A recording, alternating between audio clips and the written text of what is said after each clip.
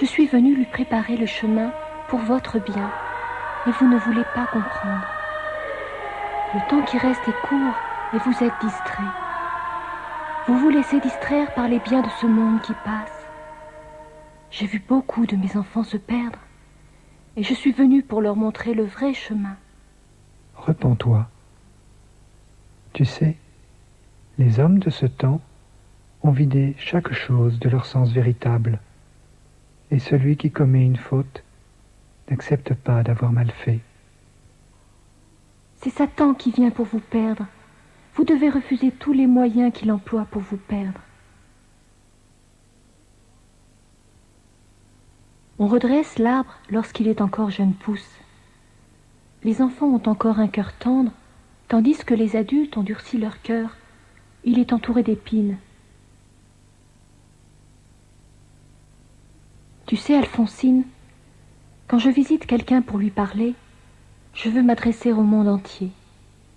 Si maintenant je viens dans la paroisse de Kibéo, cela ne veut pas dire que je viens seulement pour Kibéo, ou pour le diocèse de Boutaré, ou bien pour le Rwanda, ou toute l'Afrique. Je m'adresse au monde entier.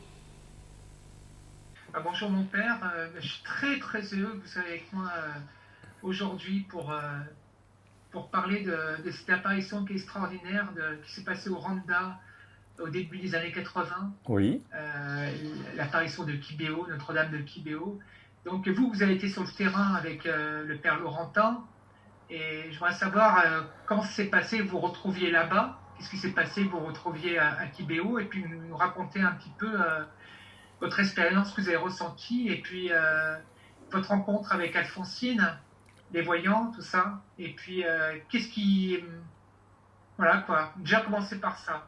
Bonjour Gwenaël. Alors c'est vraiment un cadeau que tu me fais de parler de Kibéo pour plusieurs raisons. D'abord parce que c'est toujours délicat quand on vit un événement si important d'avoir l'initiative d'en parler comme ça. Il faut qu'on soit sollicité.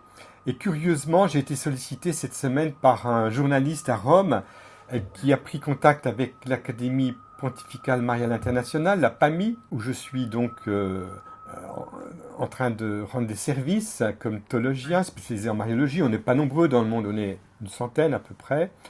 Et au niveau d'un doctorat, on va dire. Hein. Et effectivement, le président de la PAMI, Stefano Cecking, lui a donné mon adresse parce que il va faire un article sur l'événement de Kibéo. Donc je rappelle tout de suite, parce que c'est important pour ceux qui nous écoutent, que Kibéo a connu un événement très fort de 1981 à 1989, on va dire durant 8 ans, à savoir des apparitions qui sont reconnues, comme le sont celles de Lourdes avec Sainte Bernadette. Donc c'est assez rare, hein, celle de Fatima. Pour mémoire, l'apparition de la rue du Bac n'a pas encore été reconnue officiellement pour une question, on va dire, plutôt administrative dans la procédure à suivre, tandis que celle de Kibéo a été très vite prise en charge par l'évêque du lieu à Boutaré, Monseigneur Gamani, qui a tout de suite nommé une commission d'enquête avec des théologiens, des scientifiques, des médecins. Et du coup, aujourd'hui, on peut parler de Kibéo comme on parle de Lourdes et de Fatima. Et pour moi qui suis théologien, c'est important parce que ça me donne une marge de manœuvre beaucoup plus grande. Je ne suis pas lié, on va dire, à un devoir de réserve, de discrétion, comme pour d'autres apparitions. On voit d'études comme celle de Medjugorje actuellement, et puis celle de Notre-Dame des Étoiles à Tournai en Belgique. Alors en fait, Kibéo, donc c'est un petit village du Rwanda, et je viens de mettre sur ma chaîne YouTube le reportage que j'ai réalisé quand j'y suis allé. Il dure moins d'une demi-heure avec des photos, des bons enregistrements de qualité, même si je trouve que la qualité photo actuellement sur l'écran laisse à désirer, puisqu'on est habitué maintenant à des choses de très grande définition, mais c'est pas grave, hein, on fait avec les moyens du bas. Non, mais je trouve que c'est un charme, je trouve. Et en fait, comment je suis allé à Kibéo? Eh bien, figure-toi que Kibéo a été proposé par deux professeurs de musique, un frère et une sœur, qui sont sur Rouen et qui savaient qu'il y avait l'apparition en 81, hein, donc jour anniversaire d'Alphonsine Moumouréké. Et en fait, J'y suis allé parce que la Vierge Marie m'y a invité. Alors là, je rentre tout de suite dans le vif du sujet. Durant l'apparition du soir, qui a bien duré 2 heures, la Vierge Marie a dit Patrick, Marie-Paul, donc mes 2 amis, qui sont professeurs de musique, et Jean-Louis, j'étais à l'époque un infirmier, je n'étais pas encore religieux, c'est moi qui les ai fait venir à Kibéo. Ça, je savais, je vais le dire tout de suite pourquoi. Je suis contente de leur pèlerinage, ça, je ne savais pas, et je prie Dieu pour qu'ils obtiennent la grâce. Et cette dernière phrase, on va y revenir dans notre entrevue. Alors en fait, pourquoi c'est elle qui m'a fait venir à Kibéo? Eh bien, à l'époque, je cherchais un emploi d'infirmier, je suis infirmier diplômé d'État, en attendant de rentrer au noviciat des Marianistes au mois de février, donc nous sommes au mois de novembre, et puis je ne trouve pas.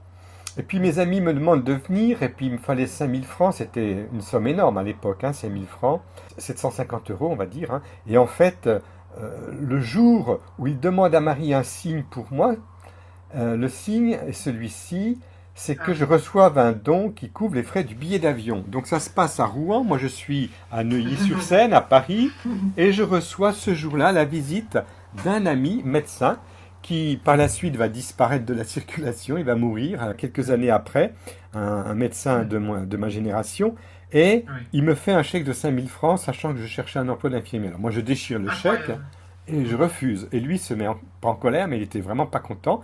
Il me dit, j'ai tout mon chéquier avec moi, j'ai d'autres, tu dois accepter. Il voulait à tout prix partager.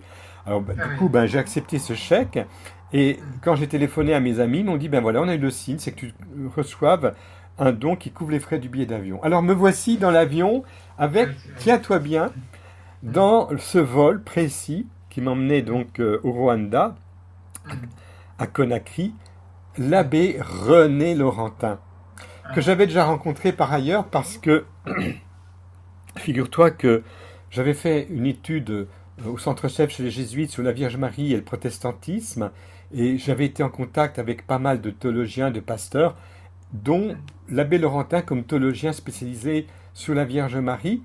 Et donc on avait fait connaissance, et puis on se retrouvait dans l'avion, et on devait se retrouver ensuite à Kibéo même, un tout petit village perché sur les collines. L'accès n'est pas évident, c'est pas une route goudronnée, loin de là, il n'y a pas l'électricité, c'est vraiment très pauvre, mais les bénébikira, les religieuses qui tiennent ce collège, ont une petite chapelle, il y a une église et qui regroupe pas mal de chrétiens de la région de Kibéo. Et du coup, je suis accueilli à Kibéo la veille de l'apparition, donc c'était le 27 au soir, et la sœur me demande si je veux voir la voyante. Je dis non, je ne suis pas venu pour la voyante, je suis venu pour vous voir, faire un peu de connaissance et connaître éventuellement les filles de l'internat. Oh, alors ça nous touche beaucoup. Eh bien, on va organiser ce soir une petite rencontre. Alors, ce qui s'est passé, c'est que les filles de l'internat se mettent dans une grande pièce, en cercle en fait, et parmi ces filles, il y avait Alphonsine, et on discute ensemble, j'enregistre tout, une conversation super sympa, beaucoup de rire, une bonne humeur. Moi, je parle de la Vierge Marie, puis à un moment, je leur dis, si vous voulez, je vais vous apprendre un chant. Alors, ce chant, il est très connu, il vient de Notre-Dame de Vie. Donc, je suis tout à toi, Marie, Vierge Sainte. Donc, je leur propose de chanter « Je suis tout à toi, Marie Vierge Sainte ». Et elles acceptent, elles l'apprennent. Je savais que parmi les élèves, les collégiennes, elles avaient une moyenne d'âge de 14 à 16 ans, il y avait des protestantes. Et puis, une fois qu'elles ont bien appris les paroles, la musique, eh bien, je leur dis maintenant, vous allez vraiment le chanter, mais en vous adressant à Marie, elle est là, elle vous regarde, elle accueille ce message que vous lui offrez. Donc c'est le message en fait de Saint Jean-Paul II, le Totus Tuus, inspiré de Saint Louis-Marie Grignon de Montfort, je suis tout à toi Marie Vierge Sainte. Donc elle se lève et puis je mime ce chant, donc c'est un moment très très sympathique. Et puis la soirée se termine, les sœurs m'emmènent dans un petit ermitage qui avait été donc utilisé par un prêtre que je connaissais bien par ailleurs, le père Daniel Ange, qui avait vécu plusieurs années au Rwanda et qui avait prié dans cet ermitage. Et en fait, le lendemain matin, je m'arrange pour être assez tôt à l'oratoire, puisque depuis l'âge de 20 ans, j'étais touché par la grâce du Carmel, l'oraison, hein, thérésienne, donc j'essaye d'avoir mes 2 heures d'oraison par jour, et quand on est en voyage, il faut bien s'organiser pour avoir ces 2 temps, ces 2 pôles de la journée, le matin et le soir. Et là, j'ai vécu cette heure dans la foi, hein, d'oraison, en silence, dans la chapelle. Et puis ensuite, on a un rendez-vous à midi parce que quand c'est le jour anniversaire d'Alphonsine, le premier rendez-vous est toujours là où ça s'est passé la première fois en 1981. Elle avait 16 ans ce jour-là. Donc ça se passe dans un ancien réfectoire puisque la première apparition a eu lieu au moment où Alphonsine servait les tables. Elle se met à genoux, elle lève les mains, hein, vers à droite et à gauche. Et elle parle à la Vierge Marie, son visage est illuminé intérieurement, je ne sais pas comment dire, c'est d'une très belle, c'est très beau à voir.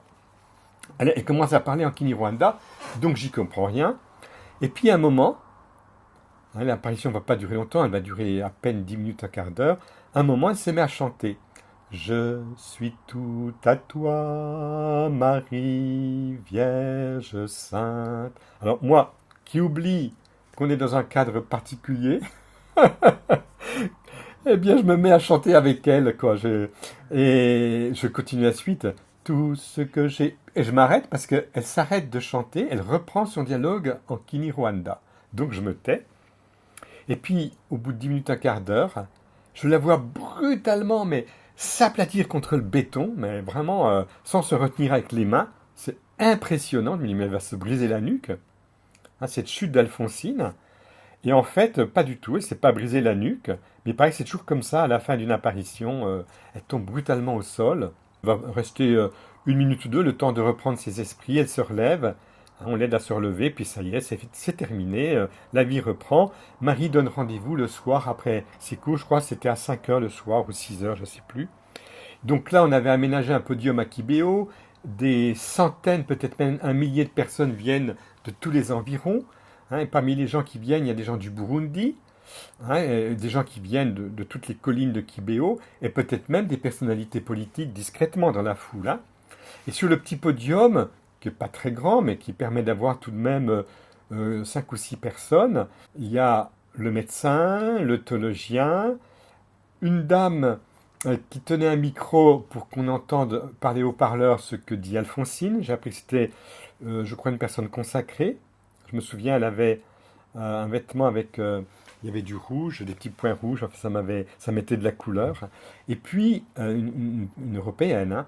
Et puis, il y avait l'abbé Laurentin, moi-même, qui pouvions prendre des photos et être pratiquement en face d'Alphonsine. Mais par délicatesse, on se mettait bien en retrait pour laisser les enquêteurs faire leur travail. Hein. Par exemple, le médecin, il avait des enquêtes à faire sur l'œil, donc pour voir durant l'extase comment ça se passait, tout. Elle réagissait pas quand on lui touchait l'œil, enfin bon. Et puis, il essayait de la faire basculer. Son corps avait un poids supérieur à la normale, donc on ne pouvait pas la faire basculer. Elle était à genoux sur de la paille. Normalement, on aurait pu la faire tomber, mais pas du tout. Donc il y avait des phénomènes qui étaient inhabituels, on va dire. Hein. Et puis, Alphonsine parle avec la Vierge Marie, ça dure longtemps. Hein. Très très longtemps, on entend uniquement ce que dit Alphonsine, un peu comme quelqu'un qui parle au téléphone, avec des moments de silence, puis des moments de reprise. Hein. Et alors, un moment, elle dit en français, « Je te prie pour Patrick, Marie-Paul et Jean-Louis ». Puis elle reprend sa conversation, donc évidemment, on se dit, mais pourquoi elle a eu cette phrase en français? Et la Vierge Marie, en fait, je l'ai su parce qu'on lui a posé la question après l'extase, lui dit je remercie pour les cadeaux offerts hier soir. Donc mes amis musiciens avaient offert des instruments de musique. Et puis moi, j'avais offert une vierge que j'avais achetée à Neuilly, une vierge noire, hein, une reproduction qui date du Moyen-Âge, très belle vierge, avec une reine, enfin Marie-Reine, avec un sceptre portant Jésus, enfin c'était sympa. Et puis, Marie dit, est-ce que tu te souviens de leur prénom? Alors, à ce moment-là, en français, elle dit, je te prie pour Patrick, Marie-Paul et Jean-Louis. Et Marie lui dit, oui, c'est moi qui les ai fait venir à Kibéo. Je suis contente de leur pèlerinage et je prie Dieu pour qu'ils obtiennent la grâce. Alors, je vais reprendre, si tu veux, cette réflexion à la Vierge Marie. Pourquoi? Parce qu'en fait, il faut que je sois honnête. Pour moi, la journée de Kibéo, le moment le plus intense, ça a été le moment de l'oraison le matin en silence avec Dieu. Parce qu'en fait, c'était un objectif que je m'étais fixé de vivre 2 heures d'oraison par jour. Et quand j'étais privé de ce temps-là, si je ne faisais qu'1 heure, eh bien, je trouvais que quelque chose avait manqué sérieusement, je dirais, à la mission qui m'était confiée par une vie de prière, d'oraison silencieuse. Et le fait d'être devant une personne qui vit l'apparition de Marie, mais sans être en oraison, bien sûr j'étais en contact avec Dieu, en contact avec Marie, mais ça n'a rien à voir avec l'oraison. On est dispersé par la situation. C'est un contact, on va dire, avec Dieu qui est beaucoup moins fécond, moins porteur de grâce pour l'Église, le fait d'assister à une apparition. Le fait d'assister à l'apparition, c'est un contact qui est beaucoup moins porteur de grâce que le fait d'être devant le Saint-Sacrement ou dans une chapelle ou dans un lieu où je peux faire 1 heure de silence, d'adoration. Ce qui veut dire que ça m'a beaucoup frappé. Le meilleur souvenir de la journée que j'ai, c'est celui du temps d'oraison que j'ai eu avec Dieu dans la foi. Il ne se passe rien, on ne ressent rien, on n'est pas dispersé par quoi que ce soit. Et puis, on est là avec Dieu gratuitement, on se laisse regarder par le Seigneur, transformé par lui, et on porte dans cet échange d'amour entre lui et moi, eh bien, le monde entier. Alors, j'insiste parce que si Marie dit « Je suis content de leur pèlerinage », c'est sans doute un clin d'œil pour sa volonté à elle que je sois bien fidèle à l'appel de l'oraison, à l'appel de Dieu, au rendez-vous d'oraison quotidien. Bon, moi, je le vis comme ça. Et c'est vrai que dans un pèlerinage, il y a un peu des frictions et que des sensibilités différentes, et tout a été vécu dans une recherche de charité, de compréhension, parce que c'est toujours parsemé de petits obstacles où on peut se chipoter pour des bricoles. Alors je me suis dit, il y avait peut-être ça aussi. Et puis surtout, quand mes amis sont allés avant moi à Kibéo, l'après-midi, j'avais fait une sieste et ils ne m'avaient pas réveillé, ils étaient partis sans moi. Du coup, je m'étais débrouillé pour prendre un taxi de brousse et arriver à Kibéo tout seul, pendant qu'eux, ils redescendaient. Et la nuit tombant, les sœurs m'ont invité à rentrer dans la structure et puis à m'héberger et justement à rencontrer Alphonsine. Et j'ai refusé, et c'est les filles du collège que j'ai pu voir et passer une soirée extraordinaire. Je serais parti avec mes 2 amis, eh bien je serais descendu et je n'aurais pas pu avoir cette opportunité. Donc Marie fait bien les choses, quoi. Il y a des contretemps dans notre vie, dans le détail, et qui sont porteurs de grâce. Alors c'est moi qui les ai fait venir à Kibéo, je suis content de leur pèlerinage, et je prie Dieu pour qu'ils obtiennent la grâce. Alors évidemment, sur le coup, j'ai pas trop développé intérieurement ce message. Ça paraît comme ça, on va dire un peu gentil, quoi. Voilà, je prie pour vous. Non, c'est un message extrêmement précis. Je prie Dieu, Marie est celle qui intercède pour nous auprès de son Fils, comme au pied de la croix, pour qu'ils obtiennent la grâce. Parce qu'en fait, la grâce est le grand enjeu du développement de notre relation avec Dieu, à partir du baptême surtout. La grâce du baptême. Et plus tard, je devais étudier encore plus cette question de la grâce. La grâce du baptême, c'est pas rien. C'est extraordinaire. Et Marie est nommée Kekaritomene. En grec, ça veut dire pleine de grâce. Enfin, on a du mal à traduire en français. Celle dont tout l'itinéraire, dont toute l'histoire est marquée par la grâce qui se développe en elle sans cesse. Marie va vivre une croissance dans la grâce. Donc en fait, c'est assez extraordinaire ce mot grâce. Je prie Dieu pour qu'ils obtiennent la grâce, et Marie est celle qui effectivement va porter la grâce en permanence. Dès qu'elle est visitée par l'ange, elle va voir Élisabeth et Zacharie, Élisabeth qui est enceinte, qui a 3 mois de mettre au monde le petit Jean, qui va devenir Jean-Baptiste. Et en fait, Marie est celle qui porte Dieu en elle. Elle porte le Christ, parce qu'elle a conçu du Saint-Esprit, mais en même temps, en se déplaçant avec Jésus en elle, c'est un tabernacle vivant, on va dire, comme dit le Père de Montfort, où la divinité veut adorer des anges et des hommes, eh bien, elle attire l'Esprit Saint là où elle va, partout où Marie se déplace, si je puis dire. L'Esprit Saint non seulement suit, mais précède et accompagne sa démarche et s'engouffre dans le cœur de ceux que Marie rencontre. Et Saint Jean-Baptiste va vivre une effusion, un baptême, une immersion dans le cœur de Dieu à partir de l'Esprit Saint qu'il reçoit en présence de la Vierge Marie. Donc Marie est celle qui attire en nous l'Esprit Saint. Et l'Esprit Saint, en venant en nous, son effusion produit une plus grande foi, une plus grande espérance. Et surtout, bien sûr, la charité. Le développement de la grâce, notre grâce, c'est une grâce de charité, de développement de l'amour. Donc quand Marie dit « et je prie Dieu pour qu'ils obtiennent la grâce », eh bien c'est obtenir vraiment l'Esprit Saint, hein, l'Esprit promis qui se manifeste en nous par une participation à la vie de Dieu, qui est notre grâce baptismale, qui est, je dirais, le grand trésor à développer et à accueillir jusqu'à notre dernier souffle, hein, la grâce. Et puis avec l'Esprit Saint, nous avons aussi les fruits de l'Esprit Saint, la paix, la joie, la patience, la bonté, la maîtrise de soi, enfin bref. Donc cette parole a été très très importante.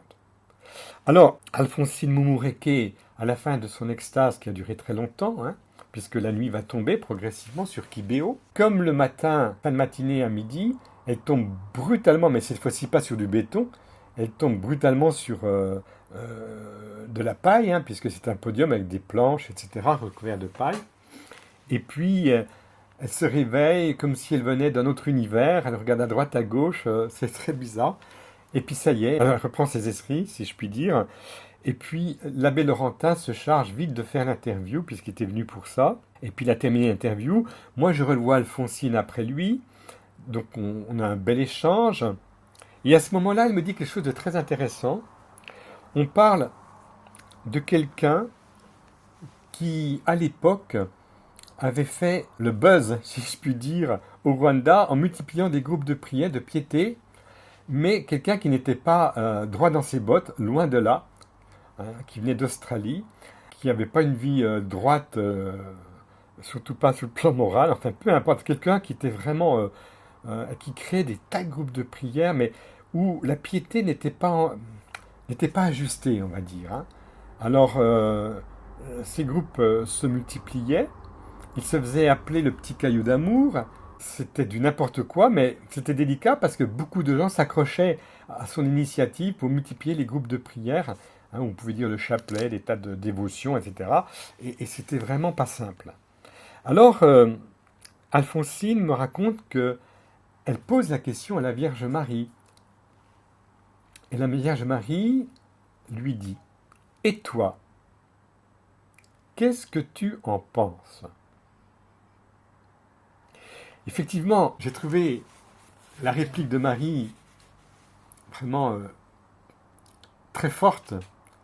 Parce que si Marie avait porté un jugement, comme moi je peux le faire aujourd'hui comme théologien, hein, en disant que ce type-là, c'était vraiment un type perturbé qui faisait du n'importe quoi dans l'Église, avec un ancrage de piété populaire, mais qui détournait les gens d'une vraie relation à Dieu.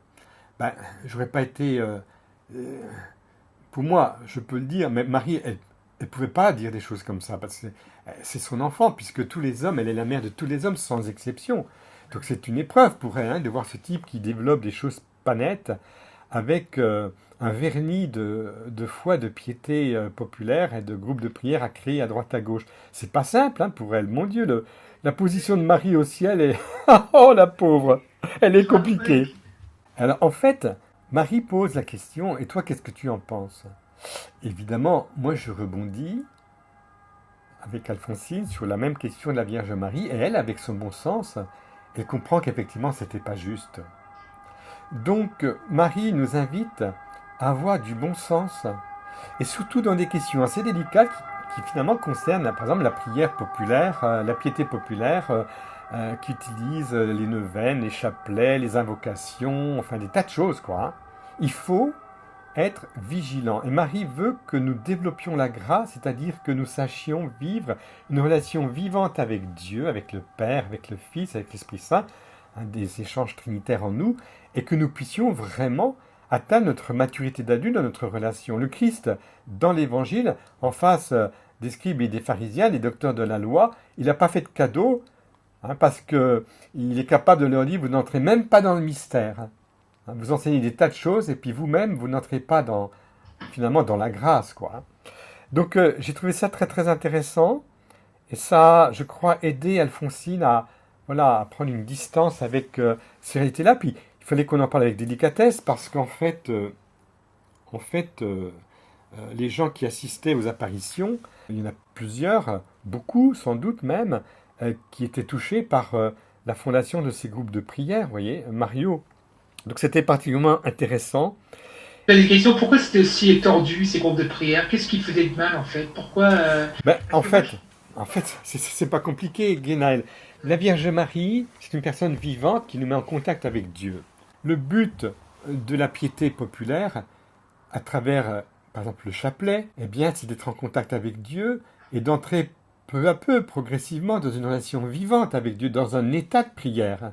Le père Raymond Alter, pour qui je travaille, puisque il est mort en 98, il y a 22 ans, et on va sans doute lancer sa cause de béatification. Il avait cette formule très sympa. Il ne s'agit pas de vivre des tas de prière, mais d'entrer dans un état de prière. Or, quand l'adversaire veut détourner les enfants bien-aimés du Père de cette relation vivante avec lui, il va essayer un maximum de les enfermer dans des tas de dévotions, éventuellement, qui sont bonnes en soi, mais qui ne sont pas équilibrées dans un ensemble, et surtout dans une relation vivante avec Dieu. Et ça, c'est très très subtil, parce que l'adversaire sait très bien, comme il l'a fait d'ailleurs pour les pharisiens, pour les docteurs de la loi, les scribes, enfermer ces gens-là dans leur connaissance, dans leur savoir, dans leur mémoire, et ne pas les aider du tout, au contraire, mettre des obstacles pour qu'ils se convertissent et qu'ils changent leur cœur et qu'ils détournent leurs désirs des idoles formées par leur cœur. Qu'ils se détournent des idoles formées par les désirs de leur cœur. Voilà, c'est ça que je voulais dire. Est-ce que j'ai répondu à ta question? Ça va? C'est très intéressant ce que vous dites là, même en priant beaucoup, on peut s'éloigner de Dieu. C'est intéressant ça. En fait, on ne s'éloigne pas nécessairement de Dieu, mais on peut se tourner à l'orgueil aussi. Il y a ça, et puis aussi ce phénomène, c'est que moi ça m'arrive des fois, puisque j'accompagne des groupes de prière où il y a la récitation du chapelet, moi j'essaie de dire mon chapelet tous les jours évidemment, eh bien en fait, il y a cette idée-là que finalement, cette prière-là, elle est puissante. Ben non, il faut arrêter ça. Qu'est-ce qui est puissant? C'est la qualité de ma relation avec Dieu. Et cette qualité-là, je ne la ressens pas. Ce matin, j'ai fait mon heure d'oraison. C'est évident que je ne m'arrête pas du tout à ce que je ressens. Je suis comme quelqu'un qui doit lancer les filets, si je puis dire, dans la mer, dans la foi, et puis essayer d'apporter des poissons. C'est une image que je donne. Mais c'est un petit peu ça l'oraison. On y va dans la foi, on ne ressent rien, mais on sait que dans ce moment-là, on réjouit le cœur de Dieu parce qu'on est là pour lui, pour le consoler lui, parce qu'on est présent à sa présence. En plus, moi j'étais dans notre oratoire, dans notre chapelle où il y a le Saint-Sacrement, et surtout, on est là pour réjouir le cœur de Dieu. Thérèse de l'Enfant Jésus disait, elle est comme dans un tunnel ni clair ni obscur, elle ne ressent rien, mais en dehors de l'oraison, mon Dieu, alors là l'Esprit Saint, il s'éclate avec elle, il va lui permettre d'écrire des récréations, des lettres à tel prêtre qu'on lui a confiées, ses manuscrits autobiographiques, etc., ses poésies. Et à la fin, à 24 ans, quand elle nous quitte, on a suffisamment de matière pour pouvoir avoir un volume aussi épais que celui des œuvres complètes de Saint-Louis-Marie de Montfort et pouvoir la nommer docteur de l'Église. Donc l'Esprit Saint, il a fait des merveilles avec Sainte Thérèse de l'Enfant Jésus. Donc il faut savoir que l'oraison, c'est un temps où on lance les filets, puis c'est une image que je donne, une fois qu'on quitte l'oraison, ça y est, le Seigneur, il a mis à l'intérieur des filets des poissons, et puis c'est ce qui se passe dans la journée. Et les poissons, ça peut être, comme dit le curé d'Ars, les âmes que Dieu veut que, moi je parle en tant que prêtre, nous puissions atteindre, et à travers nous, le Seigneur veut donner sa mesure sacerdotale, à travers notre ministère, tu vois? Donc, j'ai répondu à ta question, là, c'est bon? Ah oui, oui, c'est très très bien, mais vous avez raison, il y a beaucoup de gens maintenant qui s'attachent trop aux sensibles. Et là, je lisais actuellement Sainte Catherine de Sienne, elle dit beaucoup, faut pas s'attacher aux sensibles, faut pas s'attacher à ça. Ouais. Et beaucoup de gens qui s'attachent aux sensibles disent ah, j'ai ressenti quelque chose, c'est fort, tout ça.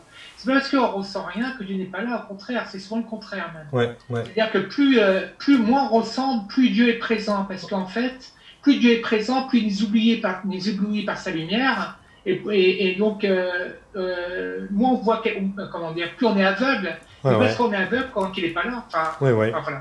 voilà. J'espère, je ne sais pas si je me suis bien exprimé, mais Ouais, ouais, si, si. j'essaie de me détacher en tout cas du sensible, c'est important.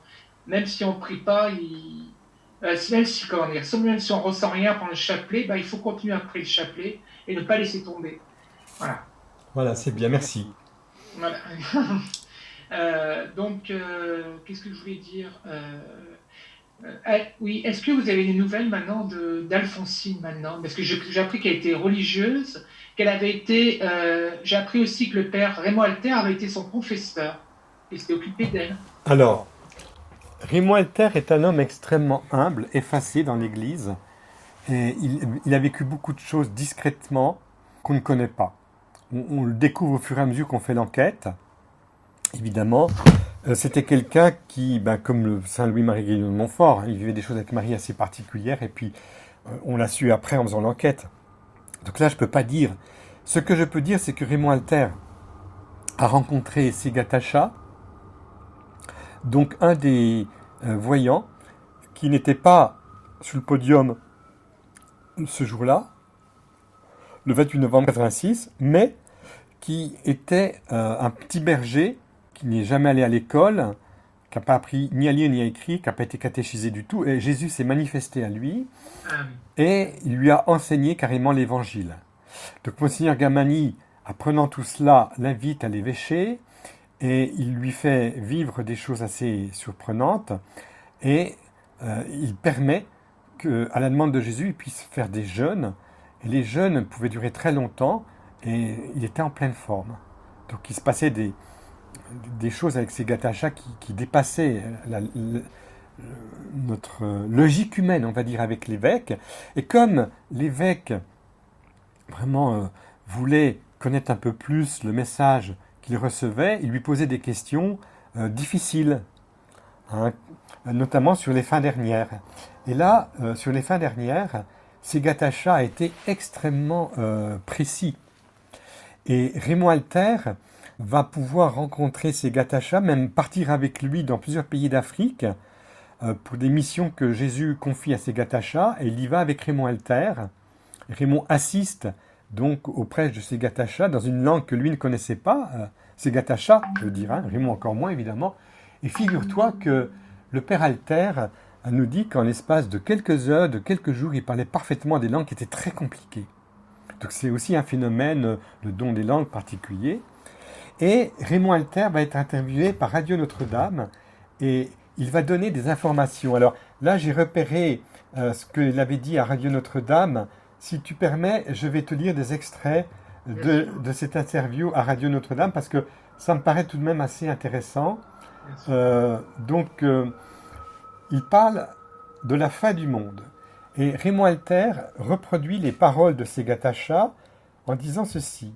La fin du monde ne sera pas la conséquence d'une catastrophe cosmique, ni d'un cataclysme nucléaire, ni d'une colère de Dieu pour arrêter les péchés des hommes. La fin du monde fait partie du plan créateur de Dieu. C'est énorme, hein? Oui. Que ce petit berger, alors là, il n'a pas 10 ans quand il parle, hein, puisque il avait peut-être 12 ans, je ne sais plus si c'est 12 ans plutôt, quand Jésus s'est manifesté à lui, c'est plusieurs années après, hein, il a peut-être 18 ou 20 ans, et Donc, en fait, le père Alter poursuit, donc il explique, en même temps que Dieu crée le monde visible, il savait que ce monde cesserait d'exister lorsqu'il aurait accompli le but pour lequel il était fait. Le monde visible est une sorte de moule immense, je dirais mieux de matrice pour faire naître, pour multiplier, pour que s'épanouissent des enfants de Dieu créés à l'image et à la ressemblance de Dieu. Il est un espace et un temps dans lequel toutes les virtualités de cette image et de cette ressemblance puisse s'épanouir sur le plan de l'intelligence, des sentiments, de l'imagination créatrice, dans tous les domaines de la liberté, des relations et de l'organisation d'une société où normalement tout devrait se développer et s'épanouir dans l'amour. Le monde est une sorte de matrice à façonner les saints qui seront les habitants du royaume de Dieu ou de la Jérusalem nouvelle. Et tout ce monde visible a été ainsi créé pour que l'homme, cet esprit incarné, puisse prendre toute sa dimension d'enfant de Dieu et puisse devenir un saint capable d'être citoyen de la Jérusalem nouvelle. C'est quand même fort, l'enseignement de ce berger, de ces Gatacha. Quand le péché est intervenu pour casser ce monde, la révolte de Dieu contre le mal s'appelle l'incarnation. Et le don du Fils bien-aimé, le don de l'Esprit Saint sont là pour permettre à cette matrice de continuer à faire naître, à faire grandir et à faire se développer de manière encore plus extraordinaire qu'auparavant les enfants de Dieu, les saints de la Jérusalem nouvelle. Et il poursuit, et malgré le péché, le monde visible continue ainsi, avec ce débordement de la miséricorde de Dieu, à réaliser le but pour lequel Dieu l'a créé. Et lorsque ce plan arrivera à sa fin, le monde visible n'aura plus de raison d'être. Il disparaîtra totalement pour qu'apparaisse dans toute sa splendeur la création invisible, la création nouvelle, la Jérusalem nouvelle. Et de ce monde visible, il ne restera rien, pas un atome. Tous les arbres que nous voyons, toutes les montagnes, tous les océans, les étoiles, les astres, il ne restera rien, comme ce bourgeon ou ce bouton de fleur que je voyais l'autre jour se développer et que j'admirais encore le soir, ce qui est devenu était magnifique, un magnifique lys. Tout ce qui était invisible était devenu visible. Le bouton de fleur n'avait plus aucun sens et on comprend comment ceux qui lancent toutes sortes de bruits catastrophiques, là c'est Raymond Alter qui parle, par rapport à la fin du monde, se trompent totalement. La fin du monde, ce sera un merveilleux acte d'amour de Dieu, comme à la fin d'un merveilleux feu d'artifice, ce sera le bouquet final, la découverte de cette Jérusalem nouvelle qui durera pour l'éternité. Alors bien sûr, dit Raymond, en ces temps, plus nous approchons de ces temps, plus nous allons découvrir aussi de souffrances. La souffrance, les catastrophes, c'est le fruit du péché de l'homme, ce n'est pas une conséquence de la fin du monde. Et quand je lisais ces jours-ci, à la lumière de cette conversation avec Emmanuel Segatacha, les récits que le Christ donne de cette fin du monde, nous voyons dès aujourd'hui combien le péché est la cause de souffrances incroyables aujourd'hui dans notre monde. Regardez la haine et tout ce qu'elle produit de guerre, de violence, de terrorisme, de situations dramatiques. Je pense par exemple au déchirement de ces familles dont les maris sont prisonniers au Liban. Ils n'ont rien fait de mal. Qu'est-ce qui les tient prisonniers, sinon la haine et le péché de l'homme? Mais j'en dis tout autant dans cette souffrance incroyable que l'on voit dans les familles aujourd'hui, l'adultère par exemple, qui fait souffrir et divise, brise et meurtrit les familles, les enfants, etc. Donc en fait, cela est bien le fruit du péché des hommes et des femmes d'aujourd'hui. Il y a toujours du désordre quand on n'écoute pas la parole de Dieu. Ce que Dieu a uni, que l'homme ne le sépare pas. De même, regardez ce que provoque l'amour de l'argent dans l'économie, au lieu d'avoir une économie fondée sur les besoins de l'homme. Que d'injustice dans notre société, que de disparité et de misère. Dans certains milieux, que de chômage. C'est toujours le fruit du péché de l'homme. Le péché n'a jamais construit. Le péché divise, détruit, conduit à la mort.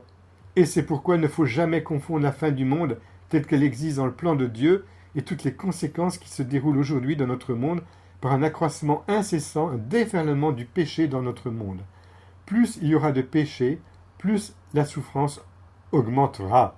Alors en fait, c'est passionnant parce que Raymond Alter va reproduire les paroles de Segatacha et va les commenter. Et il va parler d'un thème que le pape François a abordé avant-hier, vendredi matin, à Sainte-Marthe. Alors, voilà ce que dit Raymond Alter. Après, je reprendrai le pape François. Donc lui, il poursuit dans son enregistrement à Radio Notre-Dame.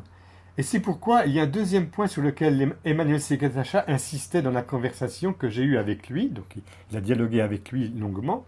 Il me disait, ce n'est pas la fin du monde qui est important, c'est notre propre fin du monde.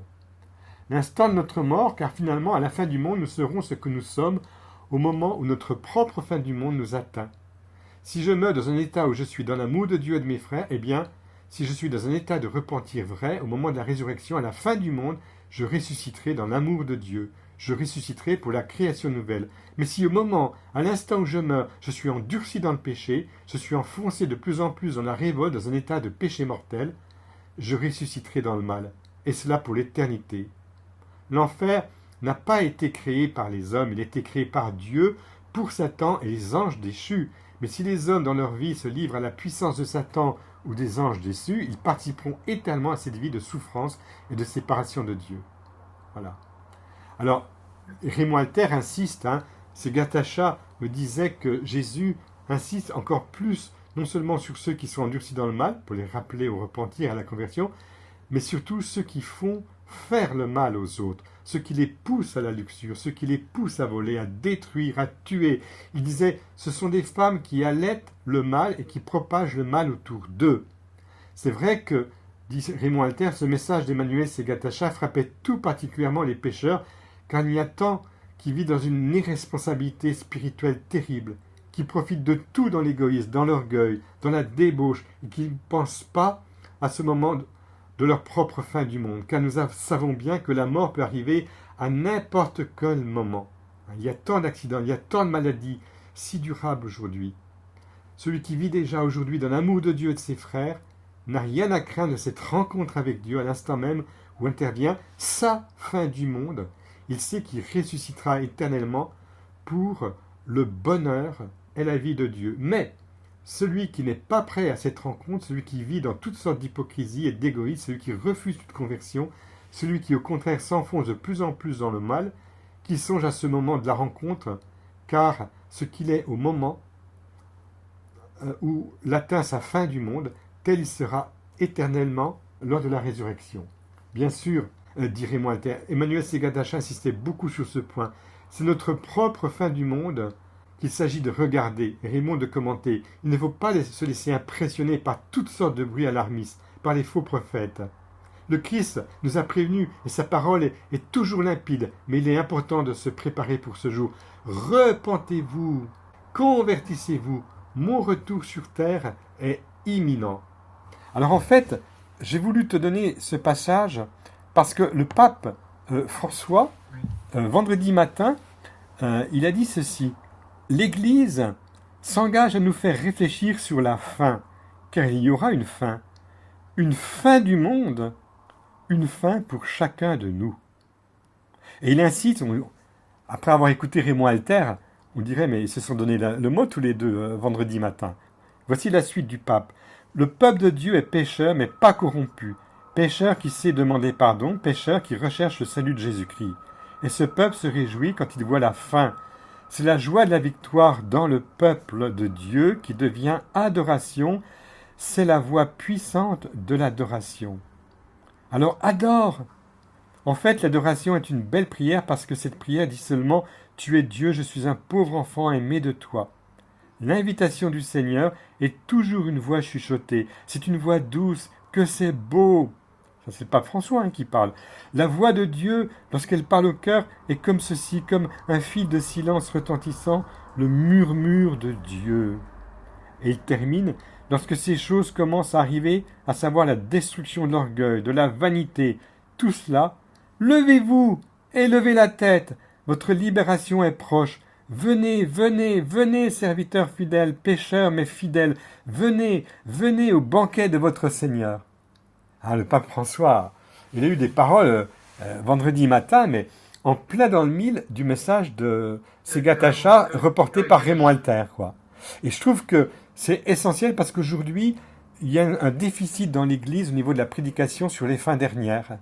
Et malheureusement, on assiste à des prophètes de malheur, des faux prophètes qui se font du copier-coller les uns des autres pour dire les mêmes choses, qui ne construisent pas dans l'espérance, ni dans la consolation spirituelle, ni dans la miséricorde, mais qui font peur, et la peur ne vient jamais de Dieu. J'ai peut-être été un peu long, excuse-moi, mais par rapport à Kibéo, est-ce que tu as d'autres questions à me poser? Parce que là, je t'ai donné beaucoup d'informations, là. Oui, dernière question, le message de Kibéo, qu'est-ce que c'est en gros le message de Kibéo? est-ce que c'est sur le génocide au Rwanda ou c'est que sur le génocide du Rwanda? Non, pas du tout. Non, pas du tout. Évidemment, il y a eu, lors des apparitions de Kibéo, des visions qui ont été données aux différentes voyantes, hein, puisqu'il n'y avait pas qu'Alphonsine. Il y en avait d'autres, notamment une qui vit à Kibéo, à Nathalie, qui est discrète, mais qui est bien présente, hein, et une autre qui était donc martyrisée lors du génocide, hein, Marie-Claire Mukangango. Et Marie-Claire, c'est une des pensionnaires qui se moquait avec d'autres d'Alphonsine, et Alphonsine n'en pouvant plus dit à Marie, mais moi je ne peux pas porter le message toute seule, manifeste-toi à d'autres. Et Marie a exaucé, elle s'est manifestée à d'autres collégiennes, et parmi ces collégiennes, il y en avait une qui avait la dent dure, c'était Marie-Claire. Et à Marie-Claire, Marie a confié le chapelet des 7 douleurs, qui était une dévotion justement, on parlait de dévotion tout à l'heure, qui était vivante dans la communauté des Bénébikira, donc des sœurs de l'Immaculée, donc à Kibéo. Une des dernières qui disait ce chapelet des 7 douleurs était décédée, et puis on l'avait un petit peu oublié, cette dévotion. Eh bien, Marie va lui enseigner le chapelet des 7 douleurs. Donc, il y a eu dans les apparitions le message de la croix, nous mettre en face de la croix de Jésus. Ça, c'est très très important. Et évidemment, avec des visions de ce qui allait se passer plus tard avec le génocide rwandais, Marie voyait bien que se tramaient des réalités effrayantes. Donc, elle était venue pour prévenir et mettre de l'unité, de la réconciliation, hein, entre les différentes, les Hutus, les Tutsis. Enfin, Marie est celle qui veut rassembler ses enfants. Donc, le message de Kibéo est un message qui est lié beaucoup au pardon, à la réconciliation. Et d'ailleurs, durant les apparitions, Marie voulait une chapelle de la réconciliation. Moi aussi, je me disais, tiens, pourquoi cette chapelle de la réconciliation? Puisqu'il n'était pas du tout question de génocide à l'époque. Le génocide, il a lieu en 1995. Hein. Et en fait, ce qui s'est passé, c'est que maintenant, quand on va sur le site de Kibéo, il y a des véritables musées liés au génocide, etc. Alors, le message de Kibéo, c'est vraiment... donc, on peut le voir dans la vidéo que j'ai associée à ma chaîne YouTube. Hein, choisissez un seul chemin. Que Marie nous aide à choisir le chemin, la vérité, la vie, qu'est son Fils Jésus. Et puis elle disait, les enfants ont encore un cœur tendre, mais pour les adultes, eh bien c'est difficile de redresser la chose quand ils ont grandi. Elle avait même, ça me rappelle la parole de Christ encore, Père pardonne-leur, ils ne savent pas ce qu'ils font. Père, ces adultes qui ont mal grandi, c'est mal parti pour certains adultes. D'où l'importance d'ailleurs de l'éducation. C'est pas pour rien que Marie a choisi un collège, un lieu d'éducation catholique au Rwanda. C'est pas pour rien que la grave crise que nous connaissons actuellement, elle touche aussi le domaine de l'éducation. Je crois que la première fois que Alphonsine a vu Marie, Marie lui a dit « Je suis la mère du Verbe ». C'est ça. C'est magnifique. Hein. Ça, oui. Je me rappelle, ça m'a donné la chair de poule la première fois que j'ai entendu ça. Oui, oui. Et pourquoi la mère du Verbe? Parce qu'en fait, déjà dans la culture africaine, la parole est très importante. Ils ont ce qu'ils appellent les apatams, ces petits espaces, on se protège du soleil, on s'assoit en cercle et puis on discute, on parle. Bon. Mais surtout, c'est une culture du langage, davantage de la transmission orale, avec la mémorisation. Donc c'est déjà important. Marie est la mère du Verbe, celle qui donne le Verbe de Dieu fait chair, qui est Jésus, le Fils de Dieu. Dieu fait homme, c'est l'incarnation. Et ça, c'est très important. Marie prend la parole pour la donner à Jésus comme à Cana. Hein, tout ce qu'il vous dira, faites-le. Et Jésus est le Verbe du Père, il est l'expression du Père. Donc Marie est celle qui, je dirais, en union avec Dieu le Père, fait entendre le message de Jésus, du Verbe de Dieu fait chair. C'est bon? Est-ce que vous avez d'autres choses à me dire dans cette interview? Vous pensez que vous avez tout dit? On n'a pas tout dit parce que quand je suis revenu du Rwanda, la Vierge Marie a intégralement payé les frais de duplication, d'abord de la fabrication de ce montage de 24 minutes qui m'a valu une fortune. C'était de l'ordre de 15 000 francs à l'époque, c'est immense. Et puis j'ai reçu 10 000 francs le lendemain du premier don de 15 000 à l'improviste. Ça faisait 25 000 francs. Je me dis, mais qu'est-ce que je vais faire avec 25 000 francs? Hein, c'est énorme. J'avais reçu 5 000 francs pour aller donc, au Rwanda. Ça fait 30 000 francs. Mais je ne sais pas si... C'est énorme, quoi. Hein. C'était de l'ordre de 4 000 à 5 000 euros que je reçois comme ça, alors que je n'avais pas les moyens. Marie a voulu cette vidéo, je l'ai dupliquée, et l'évêque m'a remercié. Maintenant, je ne la vends plus, et puis on peut la voir sur Internet. Et en fait, d'ailleurs, je ne l'ai jamais vendue, j'ai toujours donné. Et en fait, Marie voulait que ce message soit diffusé, et grâce à l'initiative d'un prêtre en paroisse, j'ai pu donner l'une ou l'autre conférence dans le Haut-Doubs sur ce message, récolter également des dons pour le Kibéo, et que j'ai offert ensuite au curé, Père Jean-Marie Baptiste Vianney, qui va être martyrisé par la suite, et qui va pouvoir s'acheter un appareil à regarder des vidéos, hein, que je lui ai offert la vidéo, mais aussi l'appareil pour le regarder. Hein. Et puis, j'ai pu aussi payer le voyage à Père Raymond Alter, hein, donc, qui est allé, il était connu comme exorciste. Il m'a raconté d'ailleurs ce qu'il a vécu comme exorciste à Conakry, c'était assez impressionnant. Et puis surtout, il a vécu avec ses Gatacha une rencontre extraordinaire, puisqu'il en parle dans ses conférences. Donc pour moi, Kibéo, c'est recevoir le don de cette découverte pour d'autres. Et quand le Seigneur le veut, il relance l'information, parce que il faut quand même te dire que j'ai été privé d'en parler par obéissance à l'Église durant des années. Parce que dans le diocèse de Besançon, on me disait non, c'est pas reconnu, tu n'en parles pas. Donc j'ai obéi. Hein, donc je n'ai pas parlé durant des années. En fait, je parlais de l'obéissance à l'Église, parce que moi, c'est l'objectif. Hein, toute grâce, quand elle vient de Dieu, ne peut porter du fruit que si elle est vécue dans l'obéissance à l'Église. Ça, c'est clair. Hein. Donc, durant des années, j'ai dû la fermer. Et même, ça me perturbait un petit peu, parce que je me disais dire que j'ai eu ce privilège, d'une certaine manière, hein, d'aller là-bas, d'assister, et je ne dois rien dire. Donc, j'écris à Alphonsine pour lui parler un petit peu de ce qui me travaillait. Elle m'a répondu une très belle lettre en me disant, mais ce qui compte, c'est pas de dire les choses, c'est de vivre le message au jour le jour. Et je pense que cette réponse est très pertinente.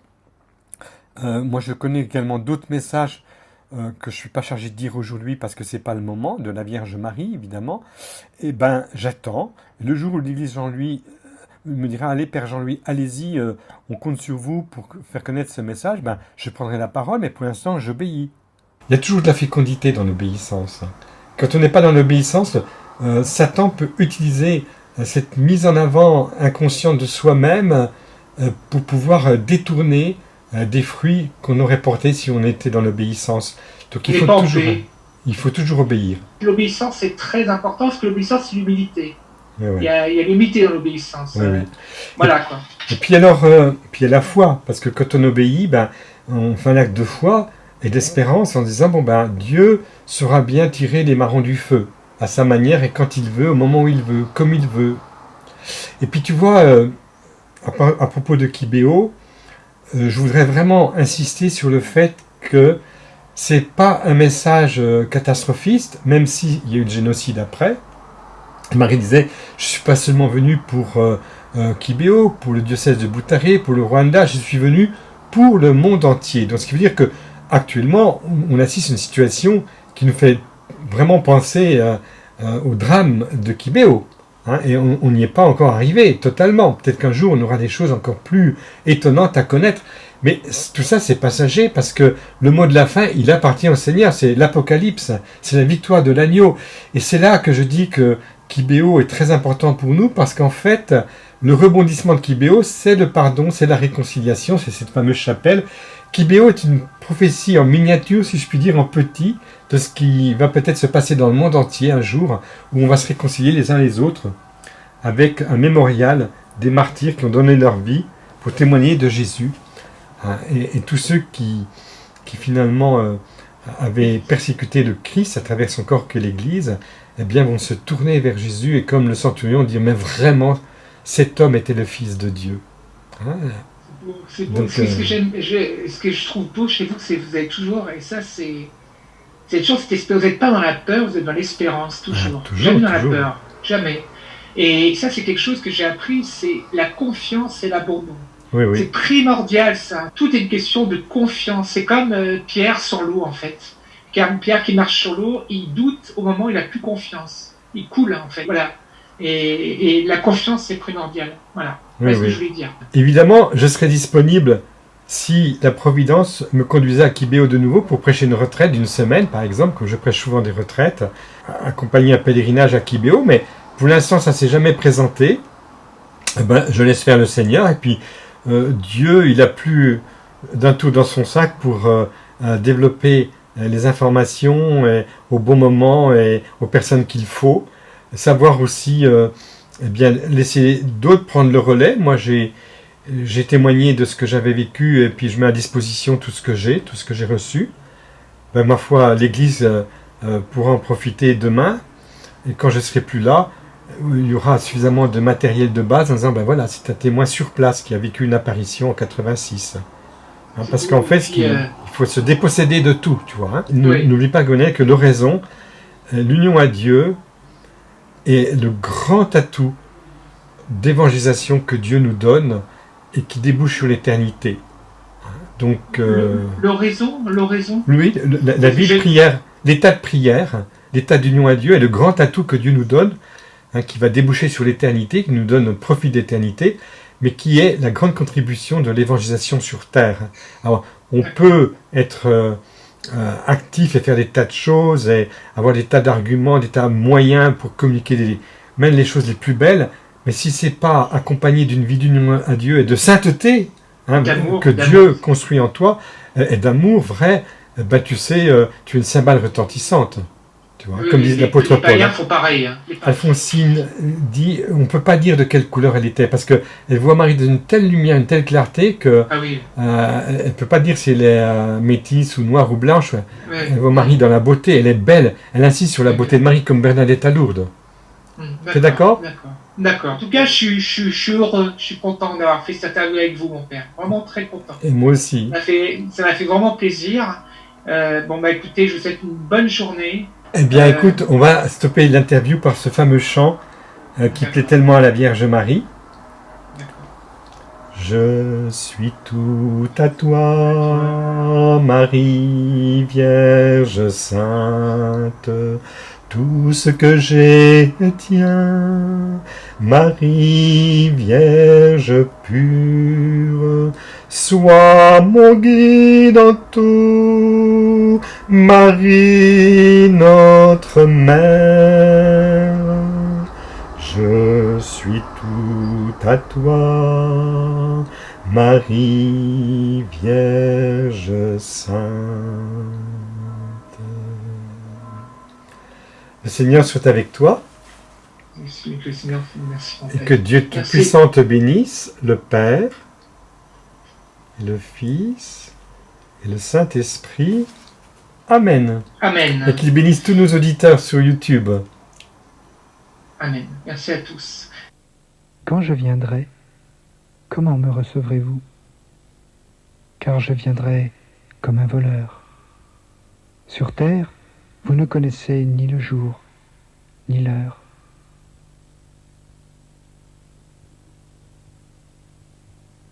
Suivez un seul chemin. Cessez de suivre deux chemins. Celui qui vient vers moi, je l'accueillerai.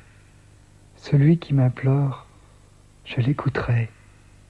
Celui qui a soif, j'étancherai sa soif. Celui qui aura faim de moi, je me donnerai à lui.